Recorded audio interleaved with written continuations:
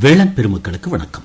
வேளாண் பெருமக்களை, இன்றைய வேளாண் நேரலை நிகழ்ச்சியில் வேளாண்மை எனது பாரம்பரிய தொழில் என்பது குறித்தான பல்வேறு தகவல்களை அறிந்து கொள்ள இருக்கிறோம். அனுபவம் ஒரு கடல் போன்றது என்பார்கள். ஒரு அனுபவம் மூலம் பாடம் படித்துக் கொண்டால் அதன் பிறகு தோல்விக்கு வழியில்லை, தொடர்ந்து வெற்றியே எனலாம். அதுபோலதான் இன்றைய வேளாண் நேரலையில் பங்கேற்கிற நபரும் கூட வேளாண்மையில் கடல் போன்ற அனுபவம் உடையவர்கள்.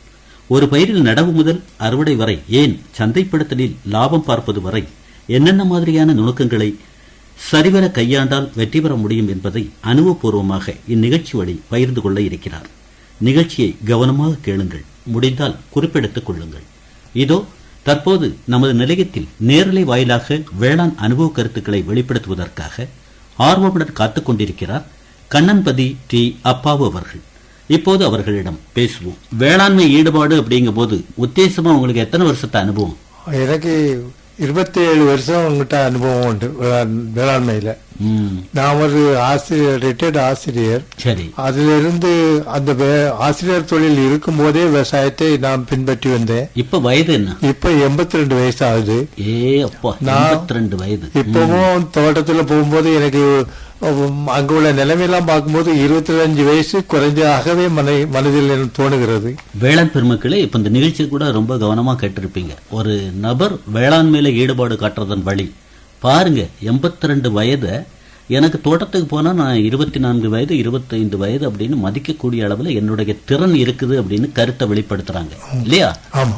சரி, என்னென்ன மாதிரியான பயிர்கள்ல உங்க அனுபவம் அதை சொல்லுங்க. எனக்கு வாழை, தென்னை, கமுகு இதெல்லாம் நாம் எப்போதும் செய்து கொண்டு இருக்கக்கூடிய பயிர்கள். இன்னும் அரசனுடைய மானிய தொகையில் நல்ல மிளகு, திப்பிலி, இவையெல்லாம் காப்பி, இதெல்லாம் நான் செய்துட்டு இருக்கேன். இதுல எல்லாமே ஒரு லாபகரமான ஒரு பயிராகவே நான் மனதில் நினைத்துக் கொள்கிறேன். சரி, லாபகரமான பயிர் அப்படின்னு உங்கள்கிட்ட இருந்து ஒரு வார்த்தை வருது.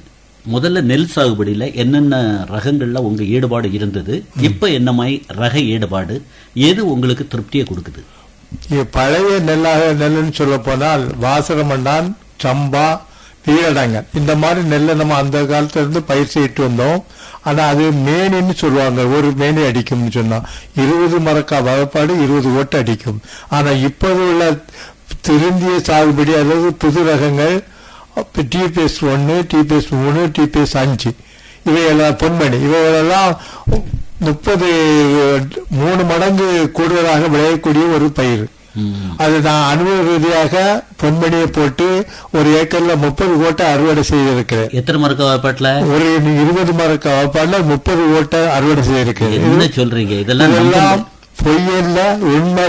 ஏனென்றால் நான் முழுசா விவசாயத்தில் தேர்ந்து செய்து கொண்டு இருக்கனால அதுல உள்ள ஒவ்வொரு அனுபவமும் வரப்புல நின்றுகிட்டு விவசாயத்தை நான் பார்க்கல. வயலுக்குள்ள இறங்கி வேலையாட்களுக்கு நல்ல வேலையாட்களை அமைச்சு வச்சு அவங்கள நுட்பமாகவும் அறிவியல் வழியாகவும் வேலை செய்ய வைத்து அவங்களுக்கு கூலியை நியாயமாக கொடுத்து அரசு அன்னைக்கு கொடுத்த உழவு ஏர் மாடு இதெல்லாம் வச்சா இன்றைக்குள்ள விவசாயம் செய்ய முடியாதங்க நிலை இருந்து மாறி இப்போ வந்து எல்லாமே இயந்திரமயமாக்கப்பட்டது உழவிலிருந்து. சரி, இப்ப உங்களுக்கு பயிற்சி, அனுபவம், உழைப்பு இருந்தா வேளாண்மையில வெற்றி பெறலாம் அப்படிங்கிறாங்களே, அது உங்க வாழ்க்கையில நிரூபிக்கப்பட்டிருக்கா? அப்படி என்னுடைய வாழ்க்கையில் ரொம்ப நிரூபிக்கப்பட்டிருக்கு. ஏனென்றால் நான் அரசு மானிய இந்த போட்டியில் விவசாய நெல் போட்டியில எல்லாம் சேர்ந்து அதுல பரிசு பெற்று 25,000 ரூபாய் முதல்ல வாங்கியிருக்கிறேன். அதுல எல்லாம் எனக்கு ஈடுபாடு அதிகம். அதனால தான் அந்த மாதிரி பரிசு வாங்க முடிஞ்சு. இன்னும் பிரதமருடைய நல்ல ஸ்கீம்னு சொன்ன போனா அந்த விவசாயிகளுக்கு வருஷத்துக்கு 6,000 ரூபாய் கொடுக்கறாங்க.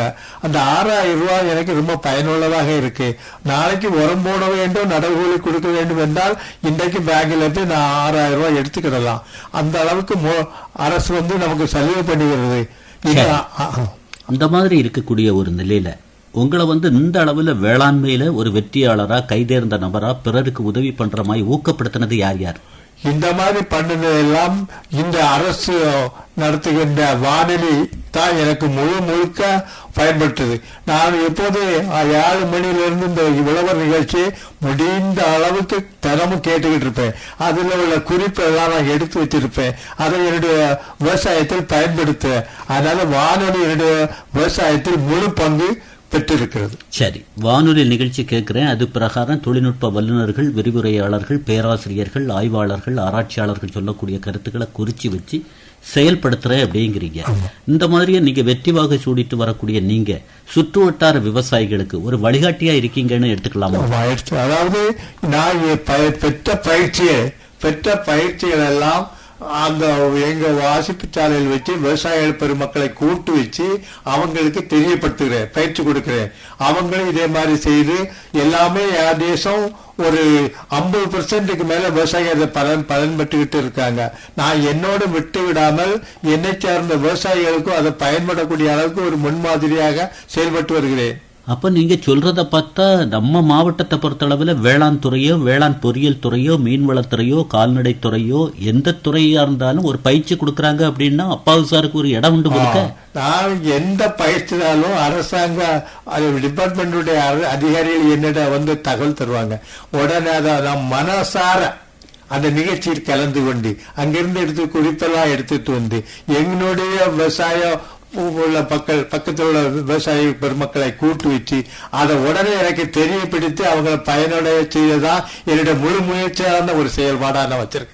கண்டுணர் சுற்றுலா அப்படின்னு சொல்றாங்களே, எதையுமே நம்ம கேட்கறத விட நேரடியா பார்த்தோம் அப்படின்னா அதை நம்ம விளைநில பரப்புல செயல்படுத்தலாம் அப்படிங்கிற ரீதியில ஏதாவது இடங்களுக்கு வெளியூர் சுற்றுலா மாதிரி வேளாண் ரீதியா போயிருக்கீங்களா? அப்படி நான் நிறைய போயிருக்கிறேன். டெல்லி வேற போயிருக்கிறேன். அப்படியா? ஆமா. ஹைதராபாத்ல 11 நாள் அந்த விவசாய பெருமக்கள் நடத்துகின்ற பட்டுப்புழு, ரோஸ், இந்த தக்காளி, அந்த பெரிய மிளகாய் இருக்குல்ல, பெரிய உருண்ட மிளகாய், இந்த தோட்டங்களுக்கு சென்று அந்த செட்டியார் வயசான ஆட்கள் அங்க கூடாரம் போட்டு செயல்படுவதெல்லாம் நேரடியா பார்த்து குறிப்பு எடுத்துட்டு வந்து நான் அதெல்லாம் கொஞ்சம் கொஞ்சமா செய்யறதுனால தான் எனக்கு அதுல ஒரு ஆர்வம் ரொம்ப இருக்கு. சரி, அந்த மாதிரியான ஒரு ஊக்கத்துக்கு பிறகு என்னுடைய நில அளவை கூட கூட்டிக்கிட்டேன். 4 ஏக்கர் பயிர் செய்த இடத்துல இன்னைக்கு ஒரு 12 ஏக்கர் 15 ஏக்கர் ஈடுபாட்டோடு செய்யறேன்னா அதுக்கு வித்திட்டது அந்த மாதிரியான கண்டுணர் சுற்றுலான்னு சொல்லலாமா? ஆமா, கண்டிப்பா சொல்லலாம். அது அந்த சுற்றுலா போயிட்டு வந்த பிறகுதான் எனக்கு உள்ளுக்குள்ளே ஒரு ஆர்வம், ஏன் இதை நம்ம செய்யக்கூடாது. நான் இன்றைக்கு ஒரு 10 ஏக்கர் கிட்ட தென்னை வச்சிருக்கிறேன், ஒரு 5 ஏக்கர் வாழை வச்சிருக்கிறேன், மற்றபடி சுத்தி கமுகு நட்டு இருக்கேன். கமுகு எனக்கு ஒரு பெரிய லாபகரமான பயிராக நான் நினைச்சு கொண்டிருக்கேன். ஏன்னா ஒரு கமுகுல இருந்து 4 குலத்தை 500 வச்சு 2000 காய்க்கு மேல நான் பயிர்க்கிறேன். ஒரு காயினுடைய விலை, பழத்தினுடைய விலை 3 ரூபாயிலிருந்து 2 ரூபா வரை இருக்கு. இப்ப நம்ம நிகழ்ச்சி கேட்கக்கூடியவங்க இவங்க வயது 84ங்கிறாங்க. அனுபவம் அப்படிங்கிறது ஓய்வுக்கு பின்னால அதி தீவிர ஈடுபாடு வேளாண்மையில அப்படிங்கிறாங்க. சரி, அதெல்லாம் கேட்கறதுக்கு நல்லா இருந்தாலும் கூட ஒரு கமுகு கொலையில இருந்து 500 பாக்கு கூட நான் எடுக்கிறேன் அப்படின்னு சொல்றாங்களா? இதெல்லாம் நடக்கக்கூடிய காரியமா அப்படின்னு நினைக்கிறாங்கன்னா உங்க தோட்டத்தை ஒண்ணு சொல்லுங்க. உங்க தோட்டத்துக்கு வரணும், எப்படி வரணும்? என்னுடைய தோட்டத்துல வரணும்னா ராஜா நாவல் வண்டி 33C 33B 2 வண்டியில ஏறி வந்து எங்க கண்ணம்பையில இறங்கினா 2 பக்கமும் இருக்கக்கூடிய என் தோட்டம் தான். அப்படியா? அவ சாதாரண பார்க்கலாம். கமுகு எப்போதும் காய்ச்சிட்டு இருக்கும். அதாவது எப்பவுமே நிகழ்ச்சியில அலைபேசி அப்படிங்கறத நம்ம நிறைவுல தான் கொடுப்போம். இப்ப இந்த நிகழ்ச்சியை கேட்டிருக்க கூடியவங்க கமுகு சாகுபடியில நம்ம ஒரு ஈடுபாடு காட்டலாம 4-8 போய் பார்த்து அவங்கள்ட்ட தகவலை கேட்டுட்டு நம்மளும் ஈடுபாடு காட்டினா காசை உருவாக்கலாமா அப்படின்னு நினைக்கிறாங்கன்னா உங்க இடத்தை சொல்லிட்டீங்க. அலைபேசி வாயில உங்களை தொடர்பு கொள்ளணும்னா உங்க அலைபேசி எண் சொல்லுங்க. 94 44 24 56 55 944 4245 655 இல்லையா? இந்த நம்பருக்கு எப்ப கூப்பிட்டாலும் நான் அவங்களுக்கு பதில் சொல்லி என் தோட்டத்தை அழைச்சி அவங்களுக்கு என்னென்ன வேணுமோ, என்னென்ன அறிவுரை வேணுமோ, என்னென்ன செடிகள் கமுகு பாக்கு கண்டு நான் கொடுக்கலாம். அப்படியா? ஆமா, தாராளமா கொடுக்கலாம். பிறகு திப்பிலி எல்லாம் எப்போது வேணா எடுத்துக்கலாம். நல்ல மிளகு நட்டுருக்கேன். அது நான் எங்க வீட்டு செலவுக்கு போய்க்கு உறவினர்களுக்கும் கொடுக்கக்கூடிய அளவுல இருக்கேன். இருந்தாலும் நீங்க தாராள மனப்பான்மையில சொல்றீங்க. ஒரே நேரத்துல ஒரு 10-20 விவசாயி வந்துட்டாங்க, கண்ணு கொடுக்கன்னு வேற சொல்றீங்க. வந்தா ஒரு தொய்வுக்கு வாய்ப்பு இல்லையே? அதாவது தொய்வு வாய்ப்பு இல்ல. இப்ப ஒரு 10 வந்து 10 கண்ணு கேட்டு 100 கண்ணு கேட்டா ஒரு ஆளுக்கு 5 கண்ணு வச்சு கொடுக்க என்னால முடியும். சரி, இப்போ கமுகு அப்படிங்கிற ரீதியில இருந்தாலும் வாழை சாகுபடி அனுபவத்தை சொல்லுங்க. வாழை வந்து எனக்கு வாழடி வாழையான்னு சொல்லுவாங்க பழமொழி. அந்த வாழை வந்து எப்போதும் நான் ஒரு நெருங்கிய ஒரு பயிர், அதாவது பலன் தரக்கூடிய பயிர்ல ஒன்றாக வாழை வச்சிருக்கேன். அதுல வாழை நல்ல இந்த முந்தன் வாழை, பேயன் வாழை, இந்த கற்பூர வாழை, ஏத்தன் வாழை. சிவப்பு வாழை வந்து நல்ல எங்க பக்கத்துல வந்து களிமண் கூடுதல இருக்கனால நல்லா வராது. அதனால அதை நான் குறைவா ஆசைக்குத்தான் போட்டிருக்க முடியும், மற்றபடி இல்ல. இதுல எல்லாம் நல்ல அனுபவம் உண்டு. ஒரு கண் வாழையில் மூட்டில ஒரு கண்ணை நம்ம தேர்ந்தெடுத்து விடணும். 4 கண்ணு வரும், அதுல ஒரு கண்ணை தேர்ந்தெடுக்கணும். அந்த ஒரு கண்ணை எப்படி தேர்ந்தெடுக்கணும் சொன்னா, நம்ம வந்து அந்த வாழை சுத்தி இருக்கிற வாழைப்பா ஈட்டி இலைன்னு சொல்லுவாங்க. அந்த வாழையுடைய இலை வந்து ஈட்டியா இருக்கும். அந்த கண்ணை தேர்வு பண்ணணும். அது தேர்வு பண்ணும்போது அதை மடக்கி நாம உள்ளங்கால் கொண்டு ஒரு சமட்டி விட்டா அந்த கண் இதோட வீரியமா வரும். அப்பா, ஒரு அழுத்தம் கொடுத்து அதை சின்ன பின்னப்படுத்தக்கூடிய ஒரு நிலையில என்னையா இப்படி பண்றீங்க அப்படின்னு வீரியமா வரும். அப்ப அந்த கண்ணை நம்ம விட்டு ஒதுக்கிட்டோம்னா முதத்த அடி வாழையை விட அது பெரிய கொள்ளையாட்டு போடும். சரி, வாழை ரகத்திலேயே லெகுவான சாகுபடி, லாபகரமான சாகுபடி, நோய் பூச்சி தாக்குதலுக்கு அப்பாற்பட்ட சாகுபடி அப்படின்னு ஏதாவது உண்டுமா? அதாவது ஏத்தன் வாழையில நோயை வராது. உங்க அனுபவம்? அனுபவம் முந்தன் வாழையில வராது, சிங்க வாழையில வராது. நீங்க வராதுங்கிறீங்க. ஆனா சில விவசாயிகள் நாங்க அனுபவிக்கிறோம், ரொம்ப கஷ்டப்பட்டு தான் கொண்டு வரோம்னு சொல்லக்கூடியவங்களும் இருக்காங்க. அப்படி இருக்கவனா அவங்களுக்கு வந்து இளமையிலே அந்த கண்ணு நடும்போது அந்த அண்டியில ஒரு பீருடான்னு சொல்லக்கூடிய மெடிசனை தண்ணியில நல்லா கலந்து கொஞ்சம் சேரும் போட்டு கலந்து அதில் முக்கி நட்டுட்டு அந்த வாழை கொலைவோட தட்டி எந்த நோயும் அந்த வாழையை தாக்காது. ஆனா ஆரம்பத்திலேயே ஒரு பாய்சன் எல்லாம் சொல்றீங்க. பாய்சன் சொன்னா அது கொலையிலேயோ பழத்திலேயோ இலையிலே தாக்காது, அந்த நோயை மாத்திரம் தடுக்கும். அதனால அது இந்த கரைசல்ல அதை முக்கி போட்டுறணும். சரி, நெல், வாழை, கமுகு சந்தைப்படுத்தும் வழிவகையை சொல்லுங்க. நான் எனக்கு ஒரு 5 ஏக்கர் கிட்ட நான் தென்னை வச்சிருக்கேன். அதை உடனே நான் என்ன செய்வேன்னா வியாபாரிட்ட கொடுத்துட்டு ஒரு 500 அல்ல 300 தேங்காய் எடுத்து நான் அதை காய வச்சு செக்கில் விட்டு அரைச்சி அதை எண்ணெய் ஆட்டு பயன்படுத்தி லிட்டருக்கு விலை வச்சு விற்பேன். அப்படியா?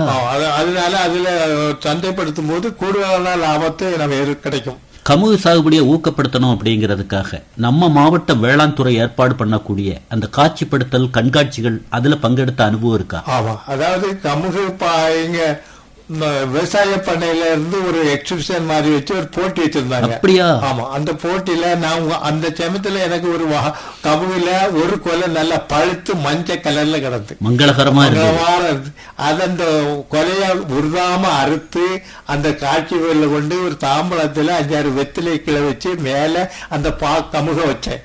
அது பார்த்த உடனே ஆபீசர்ஸ் எல்லாம் வந்து பார்த்து அதுக்கு ஃபர்ஸ்ட் பிரைஸ் ஆட்டு 500 ரூபா அன்றைக்கு தந்தாங்க. அன்னைக்கு 500 ரூபாங்கிறது உங்களுக்கு ஒரு பொக்கிஷம் இல்லையா? ஆமா, அது ஒரு பெரிய பொக்கிஷம்.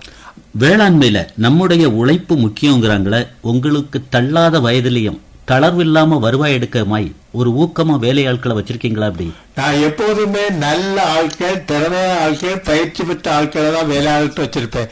வச்சுட்டு நான் வீட்டுல இருக்க மாட்டேன். அவரோடு போய் தோட்டத்திலேயாவது வயல்ல நிற்பேன். நின்றுகிட்டு அவங்க என்ன செய்யிருக்காங்க, அது எதை குற்றம் இருந்தாலும் சொல்லி அதை திருத்தி விடுவேன். அப்படி அவங்களுக்கு எனக்கு மரியாதை கொடுக்கறது மாத்திரம் இல்ல, வருமானத்தில் அவங்களுக்கு நல்ல சம்பளமும் கொடுக்கனால ஒரு பிரியமான ஒரு தொழிலாளி 2 பேரும் 4 பேர் வச்சிருக்கேன். இப்போ நீங்க பேசும்போது ஒரு வார்த்தையை வந்து மறைமுகமா நீங்க சொல்றீங்க, அவங்களுக்கு உழைப்புக்கேற்ற வருவாயும் கொடுக்கறேன், விருந்தோம்பலும் இருக்கும் போது.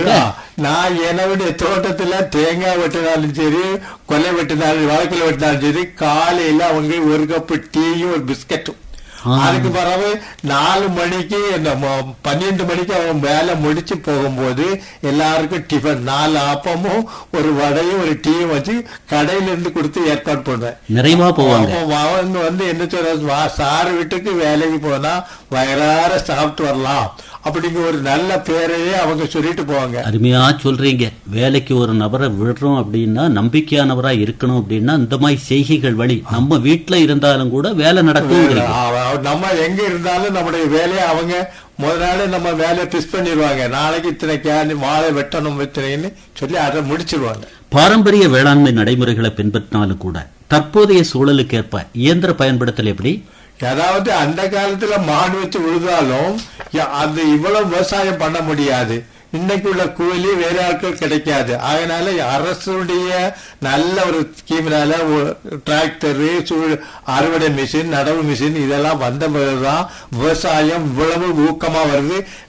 இப்ப வரக்கூடிய இளைஞர்களையும் இதுல நம்ம முன்வந்து அவங்க ஈடுபடுத்த வைக்கணும். நம்ம பிள்ளைகள் சொல்லி டாக்டர் இன்ஜினியர் படிச்சாலும் அடிஷனலா வயல்ல போய் நின்று பார்க்கக்கூடிய அளவுக்கு மனநிலையை உருவாக்கணும். நல்ல ஒரு கருத்தை பதிவிட்டு இருக்கீங்க. அதாவது 10 ஏக்கர் 15 ஏக்கர் வச்சிருக்கிற அப்படின்னு மாறுதட்டக்கூடிய விவசாயிகள் அவங்களுடைய நிலைக்கு பின்னால அந்த நிலங்கள் தக்க வைக்கப்படணும் அப்படின்னா இளைஞர்களை உட்புகுத்தணும், சந்தையினரை கொண்டு வரணும். கண்டிப்பாக கொண்டு வரும். அப்ப தான் விவசாயம் தழைச்சு இன்னும் மேலும் மேலும் வளரும்.